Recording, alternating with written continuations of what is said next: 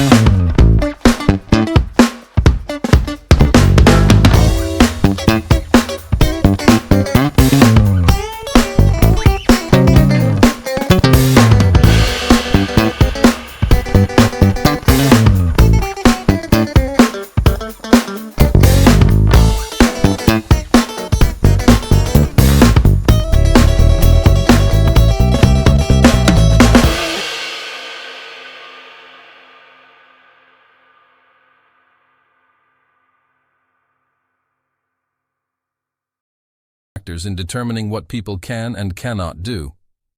Broadly speaking, geopolitics looks at the ways in which international affairs can be understood through geographical factors.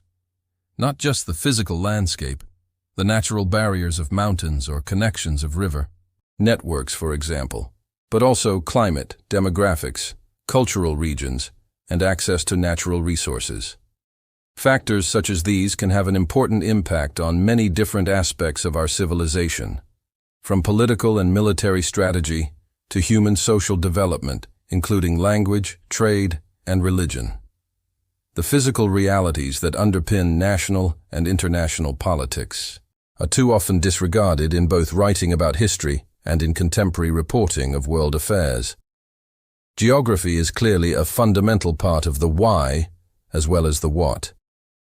Take, for example, China and India, two massive countries with huge populations that share a very long border, but are not politically or culturally aligned. It wouldn't be surprising if these two giants had fought each other in several wars, but in fact, apart from one month-long battle in 1962, they never have. Why? Because between them is the highest mountain range in the world, and it is practically impossible to advance large military columns through or over the Himalayas.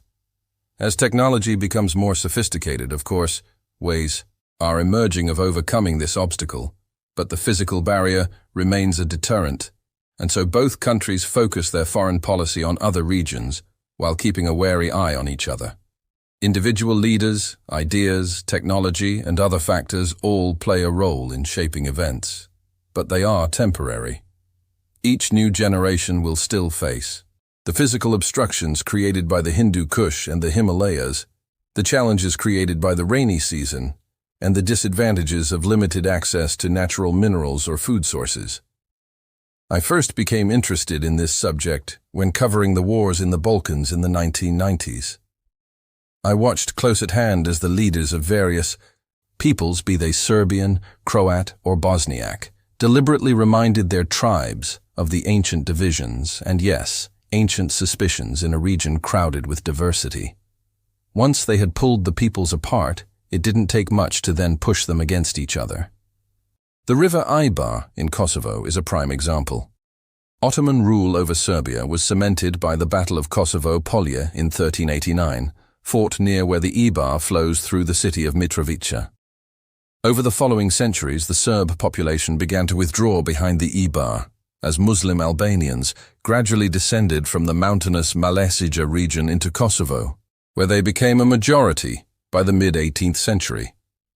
Fast forward to the 20th century, and there was still a clear ethnic-religious division, roughly marked by the river. Then, in 1999, battered by NATO from the air and the Kosovo Liberation Army on the ground, the Yugoslav Serbian military retreated across the Ibar, quickly followed by most of the remaining Serb population.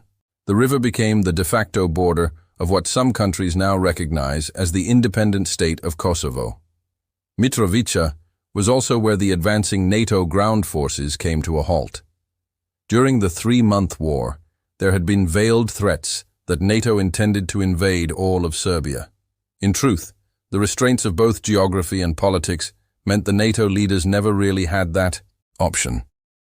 Hungary had made it clear that it would not allow an invasion from its territory, as it feared reprisals against the 350,000 ethnic Hungarians in northern Serbia. The alternative was an invasion from the south, which would have gotten them to the Ibar in double quick time, but NATO would then have faced the mountains above them. I was working with a team of Serbs in Belgrade at the time and asked what would happen if NATO came. "We will put our cameras down, Tim, and pick up guns," was the response. They were liberal Serbs, good friends of mine and opposed to their government, but they still pulled out the maps and showed me where the Serbs would defend their territory in the mountains, and where NATO would grind to a halt. It was some relief to be given a geography lesson in why NATO's choices were more limited than the Brussels PR machine made public. An understanding of how crucial the physical landscape was in reporting news in the Balkans stood me in good stead in the years that followed. For example, in 2001, a few weeks after 9/11, I saw a demonstration of how, even with today's modern technology, climate still dictates the military possibilities of even the world's most powerful armies. I was in northern Afghanistan, having crossed the border river from Tajikistan on a raft in order to link up with the Northern Alliance, NA troops who were fighting the Taliban. The American fighter jets and bombers were already overhead, pounding Taliban and Al-Qaeda positions on the cold, dusty plains and hills east of Mazar-e-Sharif in order to pave the way for the advance on Kabul. After a few weeks, it was obvious that the NA were gearing up to move south. And then the world changed color. The most intense sandstorm I have ever experienced blew in, turning everything a mustard yellow color. At the height of the storm, you couldn't see more than a few yards ahead of you, and the only thing clear was that the American satellite technology, at the cutting edge of science, was helpless, blind in the face of the climate of this wild land. Everyone, from President Bush and the Joint Chiefs of Staff to the NA troops on the ground, just had to wait. Then it rained, and the sand that had settled on everything turned into mud. The rain came down so hard that the baked mud huts we were living in looked as if they were melting. Again, it was clear that the move south was on hold until geography finished having its say. The rules of geography, which Hannibal, Sun Tzu, and Alexander the Great all knew, still apply to today's leaders. More recently, in 2012, I was given another lesson in geostrategy. As Syria descended into full-blown civil war, I was standing on a Syrian hilltop overlooking a valley south of the city of Hama and saw a hamlet burning in the distance. Syrian friends pointed out a much larger village about a mile away from where they said the attack had come. They then explained that if one side could push enough people from the other faction out of the valley, then the valley could be joined onto other land that led to the country's only motorway, and as such would be useful in carving out a piece of contiguous, viable territory that one day could be used to create a mini-statelet if Syria could not be put back together again. Where before I saw only a burning hamlet, I could now see its strategic importance and understand how political realities are shaped by the most basic physical realities. Geopolitics affects every country, whether at war, as in the examples above, or at peace. There will be instances in every region you can name. In these pages I cannot explore each one. Canada, Australia, and Indonesia, among others, get no more than a brief mention, although a whole book could be devoted to Australia alone and the ways in which its geography has shaped its connections with other parts of the world, both physically and culturally. Instead, I have focused on the powers and regions that best illustrate the key points of the book, covering the legacy of geopolitics from the past, nation-forming, the most pressing situations we face today, the troubles in Ukraine, the expanding influence of China, and looking to the future, growing competition in the Arctic. In Russia, we see the influence of the Arctic, and how it limits Russia's ability to be a truly global power. In China, we see the limitations of power without a global navy. The chapter on the United States illustrates how shrewd decisions to expand its territory in key regions allowed it to achieve its modern destiny as a two-ocean superpower. Europe shows us the value of Lapland and navigable rivers in connecting regions and producing a culture able to kickstart the modern world, while Africa is a prime example of the effects of isolation. The chapter on the Middle East demonstrates why drawing lines on maps while disregarding the topography and, equally important, the geographical cultures in a given area is a recipe for trouble. We will continue to witness that trouble this century. The same theme surfaces in the chapters on Africa and India, Pakistan. The colonial powers used ink to draw lines that bore no relation to the physical realities of the region and created some of the most artificial borders the world has seen. In the Middle East, an attempt is now being made to redraw them in blood. Very different from the examples of Kosovo or Syria are Japan and Korea, in that they are mostly ethnically homogeneous. But they have other problems. Japan is an island nation devoid of natural resources, while the division of the Koreas is a problem still waiting to be solved. Meanwhile, Latin America is an anomaly. In its far south, it is so cut off from the outside world that global trading is difficult, and its internal geography is a barrier to creating a trading bloc as successful as the EU. Finally, we come to one of the most uninhabitable places on Earth, the Arctic. For most of history, humans have ignored it. But in the 20th century we found energy there, and 21st century diplomacy will determine who owns and sells that resource. Seeing geography as a decisive factor in the course of human history can be construed as a bleak view of the world, which is why it is disliked in some intellectual circles. It suggests that nature is more powerful than man, and that we can go only so far in determining our own fate. However, other factors clearly have an influence on events too. Any sensible person can see that technology is now bending the iron rules of geography. It has found ways over, under, or through some of the barriers. The Americans can now fly a plane all the way from Missouri to Mosul on a bombing mission without needing to land to refuel. That, along with their great aircraft carrier battle groups, means they no longer absolutely have to have an ally or a colony in order to extend their global reach around the world. Of course, if they do have an airbase on the island of Diego Garcia or permanent access to the port in Bahrain, then they have more options, but it is less essential. So air power has changed the rules, as, in a different way, has the internet. But geography and the history of how nations have established themselves within that geography remains crucial to our understanding of the world today and to our future. The conflict in Iraq and Syria is rooted in colonial powers ignoring the rules of geography, whereas the Chinese occupation of Tibet is rooted in obeying them. America's global foreign policy is dictated by them, and even the power projection of the last superpower standing can only mitigate the rules that nature or God handed down. What are those rules? The place to begin is in the land where power is hard to defend, and so for centuries its leaders have compensated by pushing outward. It is the land without mountains to its west. Russia. Russia. Vast, vaster, vastest. A very great area or extent. Immense. Russia is vast. It is the vastest. Immense. It is 6 million square miles vast, 11 time zones vast. It is the largest country in the world.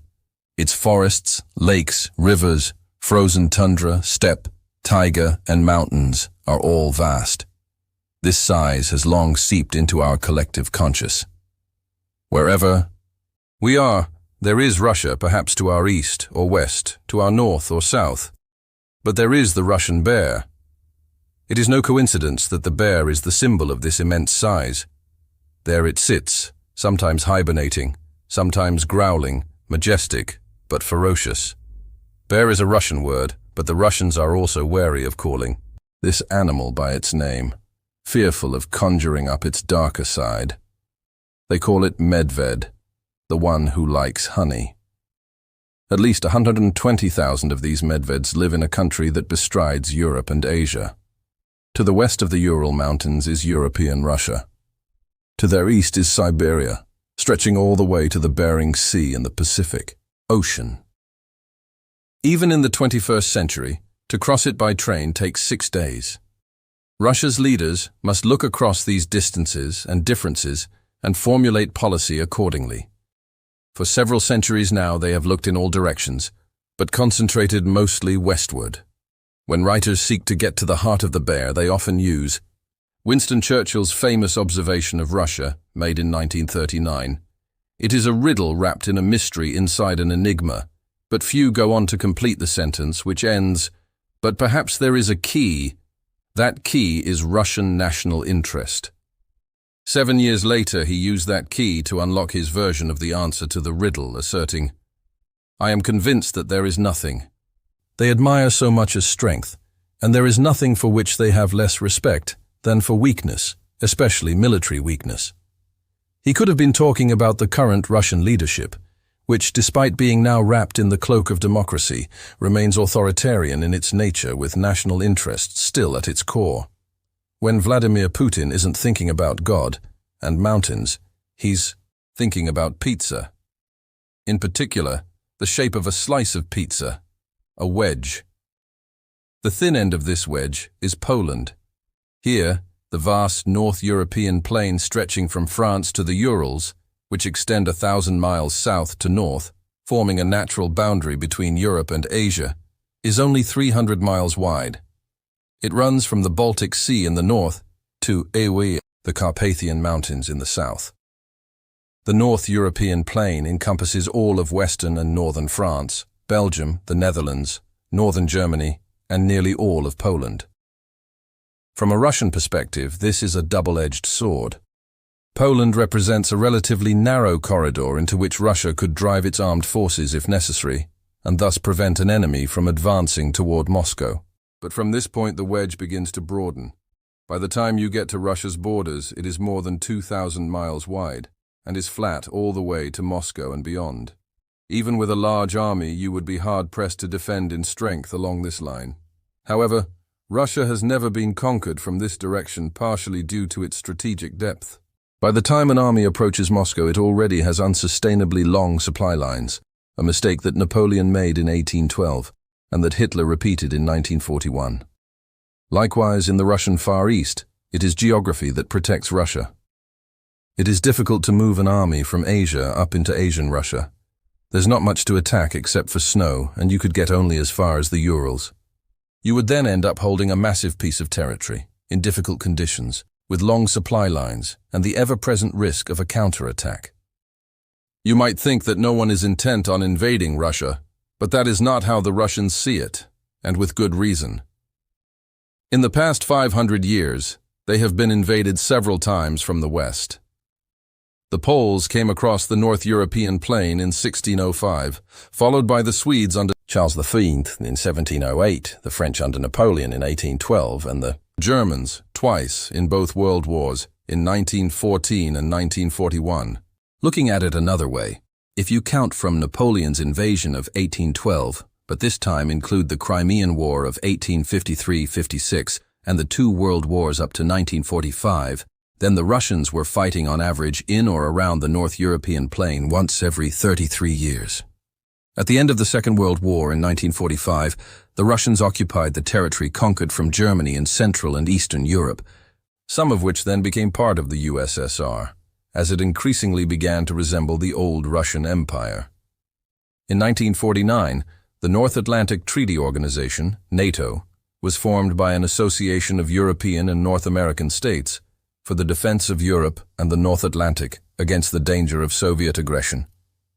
In response, most of the communist states of Europe, under Russian leadership, formed the Warsaw Pact in 1955, a treaty for military defense and mutual aid. The pact was supposed to be made of iron, but with hindsight, by the early 1980s it was rusting, and after the fall of the Berlin Wall in 1989, it crumbled to dust. President Putin is no fan of the last Soviet president, Mikhail Gorbachev. He blames him for undermining Russian security and has referred to the breakup of the former Soviet Union during the 1990s as a major geopolitical disaster of the century. Since then, the Russians have watched anxiously as NATO has crept steadily closer, incorporating countries that Russia claims it was promised would not be joining. The Czech Republic, Hungary, and Poland in 1999, Bulgaria, Estonia, Latvia, Lithuania, Romania, and Slovakia in 2004, and Albania in 2009. NATO says no such assurances were given. Russia, like all great powers, is thinking in terms of the next 100 years and understands that in that time anything could happen. A century ago, who could have guessed that American armed forces would be stationed a few hundred miles from Moscow in Poland and the Baltic states? By 2004, just 15 years after 1989, every single former Warsaw Pact state bar Russia was in NATO or the European Union. The Moscow administration's mind has been concentrated by that, and by Russia's history. Russia as a concept dates back to the 9th century and a loose federation of East Slavic tribes known as Kievan Rus, which was based in Kiev and other towns along the Dnieper River, in what is now Ukraine. The Mongols, expanding their empire, continually attacked the region from the south and east, eventually overrunning it in the 13th century. The fledgling Russia then relocated northeast in and around the city of Moscow. This early Russia, known as the Grand Principality of Muscovy, was indefensible. There were no mountains, no deserts, and few rivers. In all directions lay flatland, and across the steppe to the south and east were the Mongols. The invader could advance at a place of his choosing, and there were few natural defensive positions to occupy. Enter Ivan the Terrible, the first Tsar. He put into practice the concept of attack as defense, i.e., beginning your expansion by consolidating at home and then moving outward. This led to greatness. Here was a man to give support to the theory that individuals can change history. Without his character, of both utter ruthlessness and vision, Russian history would be different. The fledgling Russia had begun a moderate expansion under Ivan's grandfather, Ivan the Great, but that expansion accelerated after he came to power in 1533. It encroached east on the Urals, south to the Caspian Sea, and north toward the Arctic Circle. It gained access to the Caspian and later the Black Sea, thus taking advantage of the Caucasus Mountains as a partial barrier between it and the Mongols. A military base was built in Chechnya to deter any would-be attacker, be they the Mongol Golden Horde, the Ottoman Empire, or the Persians. There were setbacks, but over the next century Russia would push past the Urals and edge into Siberia, eventually incorporating all the land to the Pacific coast far to the east.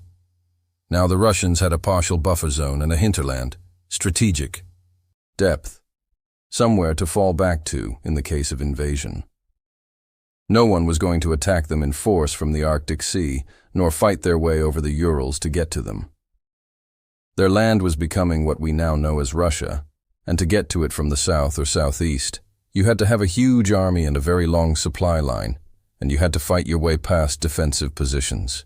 In the 18th century, Russia, under Peter the Great, who founded the Russian Empire in 1721, and then Empress Catherine the Great, looked westward, expanding the empire to become one of the great powers of Europe, driven chiefly by trade and nationalism. A more secure and powerful Russia was now able to occupy Ukraine and reach the Carpathian Mountains. It took over most of what we now know as the Baltic states, Lithuania, Latvia, and Estonia. Thus it was protected from any incursion via land that way or from the Baltic Sea. Now there was a huge ring around Moscow that was the heart of the country. Starting at the Arctic, it came down through the Baltic region, across Ukraine, then the Carpathians, the Black Sea, the Caucasus, and the Caspian, swinging back around to the Urals, which stretched up to the Arctic Circle. In the 20th century, Communist Russia created the Soviet Union. Behind the rhetoric of "workers of the world unite," the USSR was simply the Russian Empire writ large. After the Second World War, it stretched from the Pacific to Berlin, from the Arctic to the borders of Afghanistan. A superpower economically, politically, and militarily, rivaled only by the United States. How big is the biggest country in the world? Russia is twice the size of the United States or China, 5 times the size of India, 25 times the size of the UK. However, it has a relatively small population, 144 million, fewer people than Nigeria or Pakistan. Its agricultural growing season is short, and it struggles to adequately distribute what is grown around the 11 time zones that Moscow governs. Russia, up to the Urals, is a European power insofar as it borders the European landmass, but it is not an Asian power, despite bordering Kazakhstan, Mongolia, China, and North Korea, and having maritime borders with several countries, including Japan and the United States. Former U.S. vice presidential candidate Sarah Palin was mocked when she was reported as saying, "You can actually see Russia from land here in Alaska," a line which morphed in media coverage to, "You can see Russia from my house." What she really said was, "You can see Russia from land here in Alaska, from an island in Alaska." She was right. A Russian island. In the Bering Strait is 2.5 miles from an American island in the strait, Little Diomede Island, and can be seen with the naked eye. You can indeed see Russia from America. High up in the Urals, there is a cross marking the place where Europe stops and Asia starts. When the skies are clear, it is a beautiful spot, and you can see through the fir trees for miles toward the east. In winter it is snow-covered, as is the Siberian plain you see below you, stretching toward the city of Yekaterinburg. Tourists like to visit to put one foot in Europe and one in Asia. It is a reminder of just how big Russia is when you realize that the cross is placed merely a quarter of the way into the country.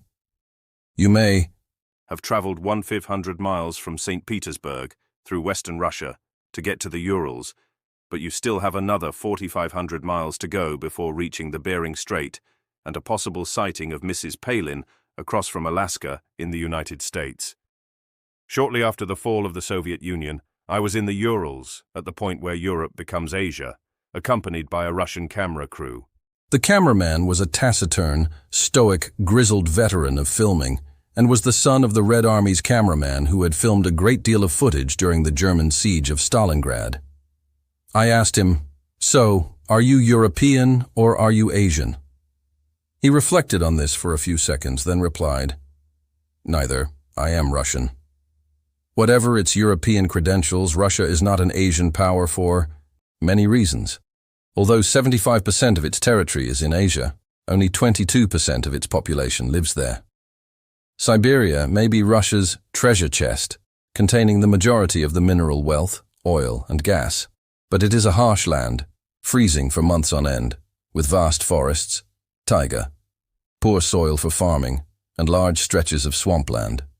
Only 2 railway networks run west to east, the Trans-Siberian and the Baikal-Amur main line.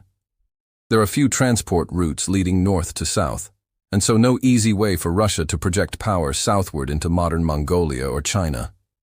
It lacks the manpower and supply lines to do so. China may well eventually control parts of Siberia in the long run, but this would be through Russia's declining birth rate and Chinese immigration moving north.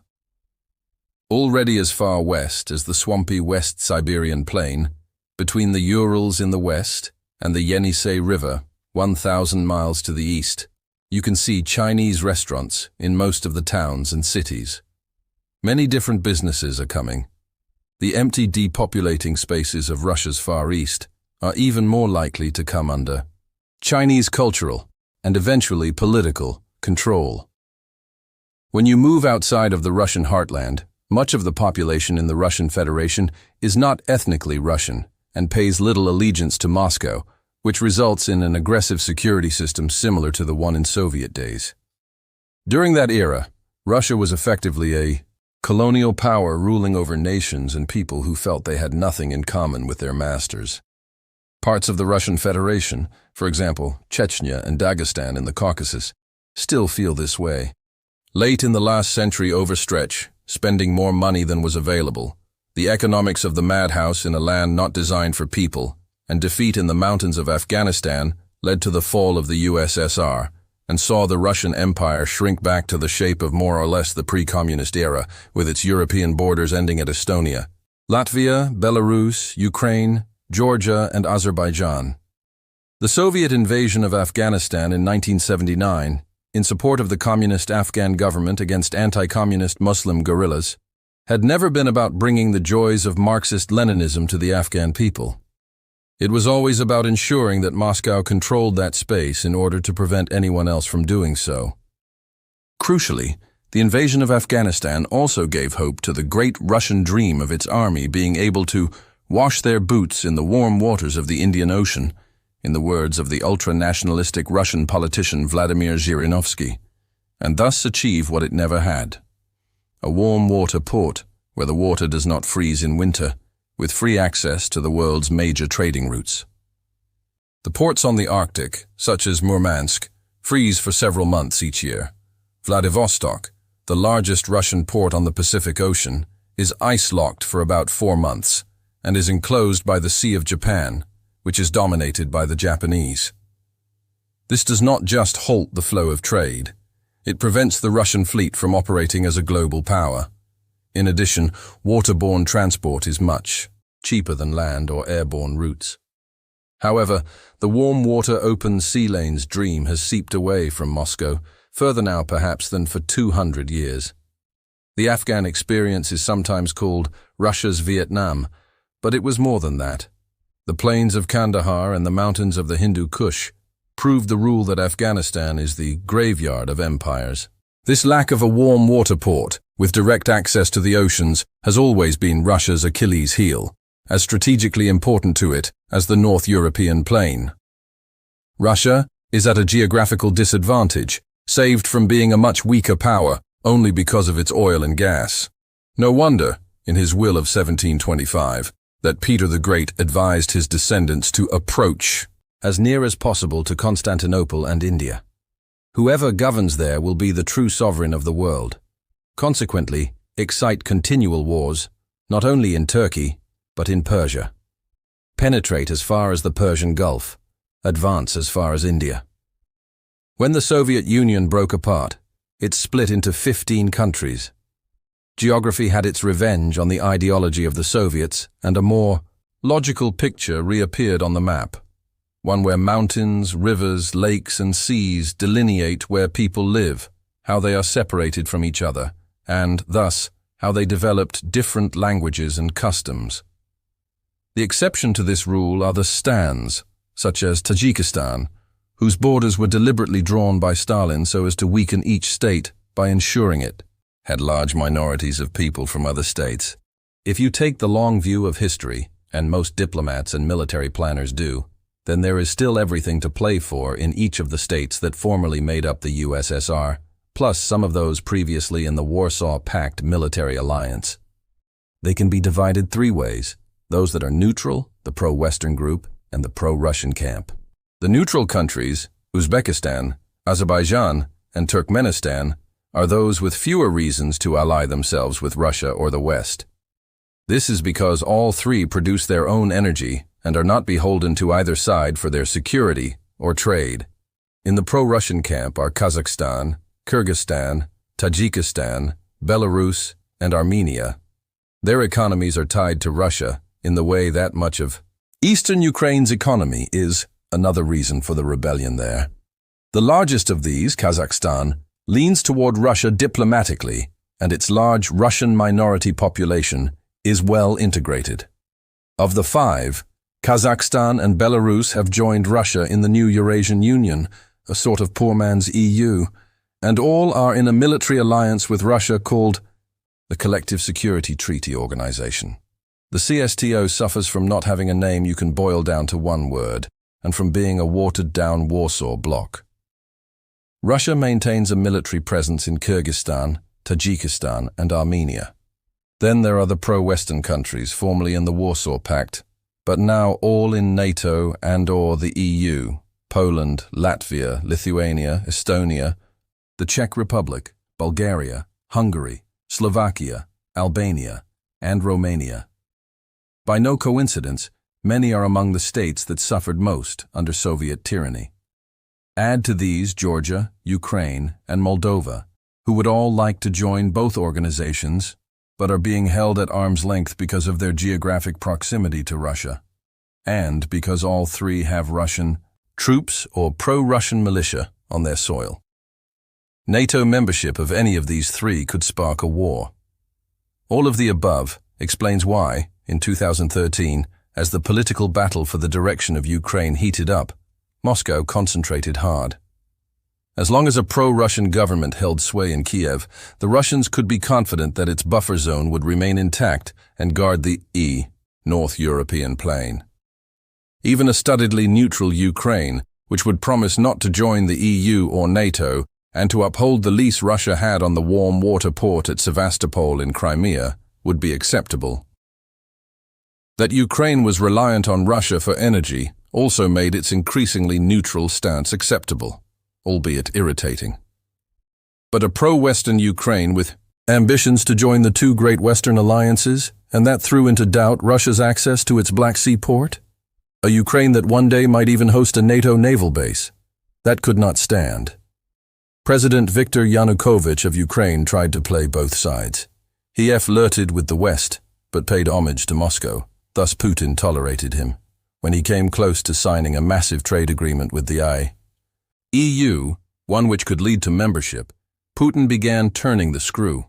For the Russian foreign policy elite, membership of the EU is simply a stalking horse for membership of NATO, and for Russia, Ukrainian membership of NATO is a red line. Putin piled the pressure on Yanukovych, made him an offer he chose not to refuse, and the Ukrainian president scrambled out of the EU deal and made a pact with Moscow, thus sparking the protests that were eventually to overthrow him. The Germans and Americans had backed the opposition parties, with Berlin in particular seeing former world boxing champion turned politician Vitaly Klitschko as their man. And economically toward it, while helping pro-Western Ukrainians push it westward by training and funding some of the democratic opposition groups. Street fighting erupted in Kiev, and demonstrations across the country grew. In the east, crowds came out in support of the president. In the west of the country, in cities such as Lviv, which used to be in Poland, they were busy trying to rid themselves of any pro-Russian influence. By mid-February 2014, Lviv and other urban areas were no longer controlled by the government. Then on February 22nd, after dozens of deaths in Kiev, the president, fearing for his life, fled. Anti-Russian factions, some of which were pro-Western and some pro-fascist, took over the government. From that moment, the die was cast. President Putin did not have much of a choice. He had to annex Crimea, which contained not only many Russian-speaking Ukrainians, but most important, the port of Sevastopol. Sevastopol is Russia's only true major warm-water port. However, access out of the Black Sea into the Mediterranean is restricted by the Montreux Convention of 1936, which gave Turkey, now a NATO member, control of the Bosporus. Russian naval ships do transit the strait, but in limited numbers, and this would not be permitted in the event of conflict.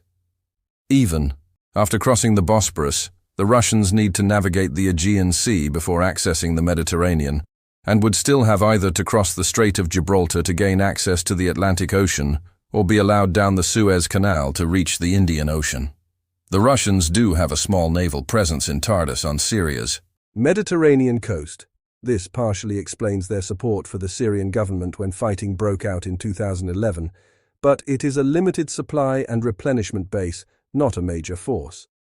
Another strategic problem is that in the event of war, the Russian Navy cannot get out of the Baltic Sea either, due to the Skagerrak Strait, which connects to the North Sea.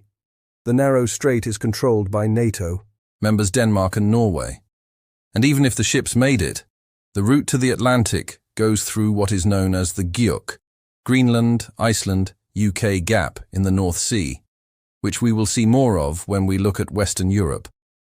Having annexed Crimea, the Russians are wasting no time. They are building up the Black Sea fleet at Sevastopol and constructing a new naval port in the Russian city of Novorossiysk, which, although it does not have a natural deep harbor, will give the Russians extra capacity. 80 new ships are being commissioned as well as several submarines. The fleet will still not be strong enough to break out of the Black Sea during wartime, but its capacity is increasing. In July 2015, Russia published its new naval doctrine, and there, right at the top of the list of threats to Russian interests, was NATO. It called NATO's positioning of troops and hardware closer to its borders inadmissible, which was just short of fighting talk. To counter this, in the next decade, we can expect to see the United States encouraging its NATO partner Romania to boost its fleet in the Black Sea while relying on Turkey to hold the line across the Bosporus. Crimea was part of Russia for 2 centuries before being granted to the Soviet Republic of Ukraine in 1954 by President Khrushchev at a time when it was envisaged that Soviet man would live forever and so be controlled by Moscow forever. Now that Ukraine was no longer Soviet, nor even pro-Russian, Putin knew the situation had to change.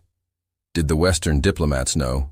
If they didn't, then they were unaware of Rule A, Lesson 1, in Diplomacy for Beginners.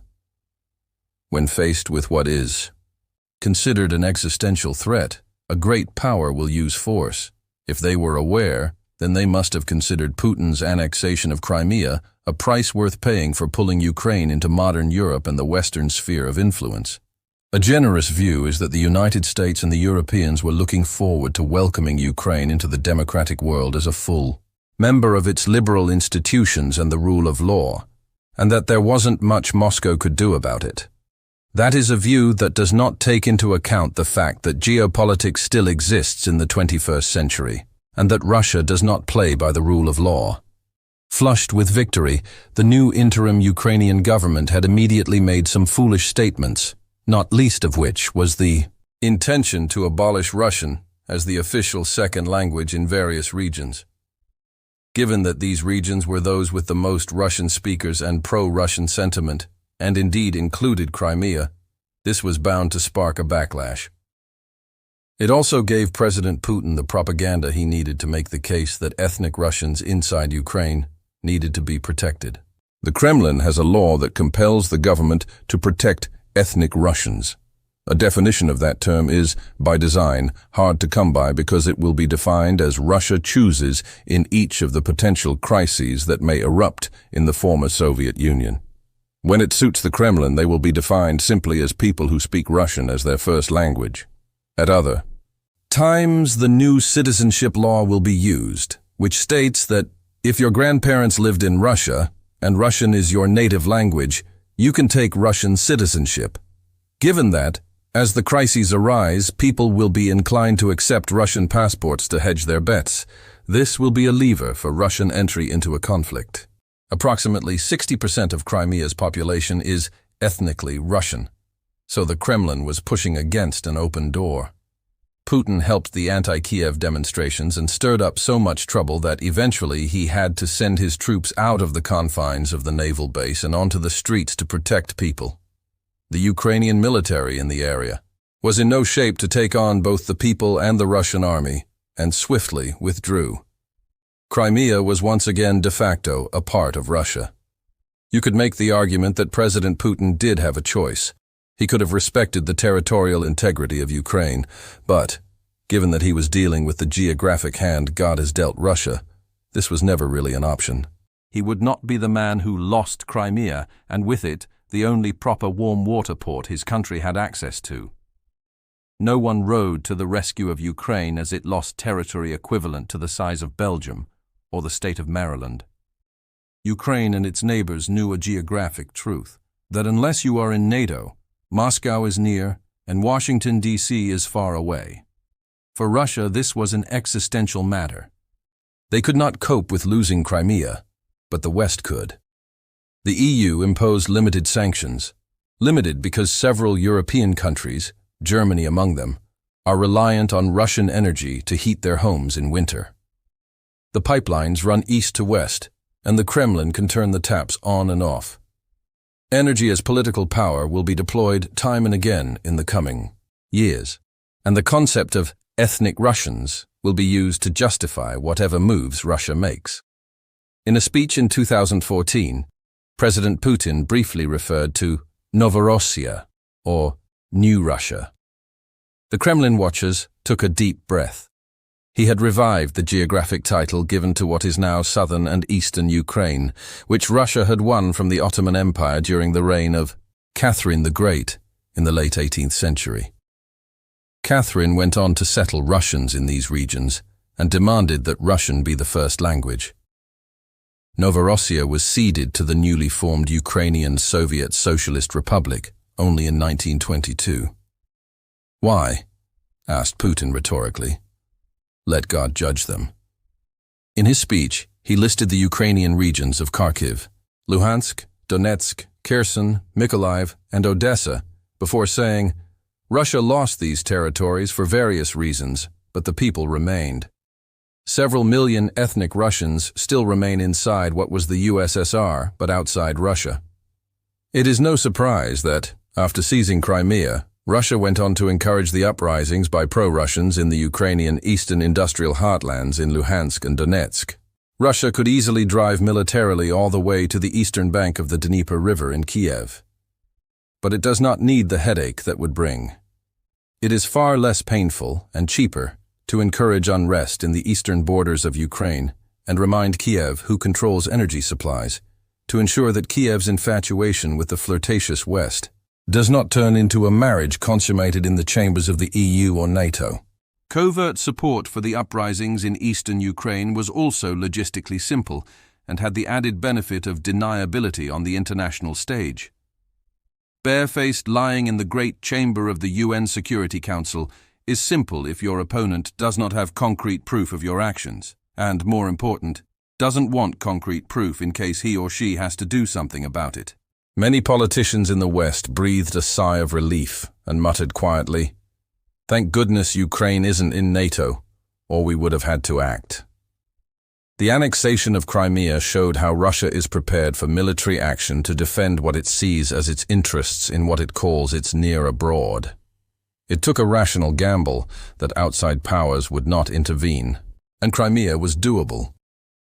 It is close to Russia, could be supplied across the Black Sea and the Sea of Azov, and could rely on internal support from large sections of the population of the peninsula.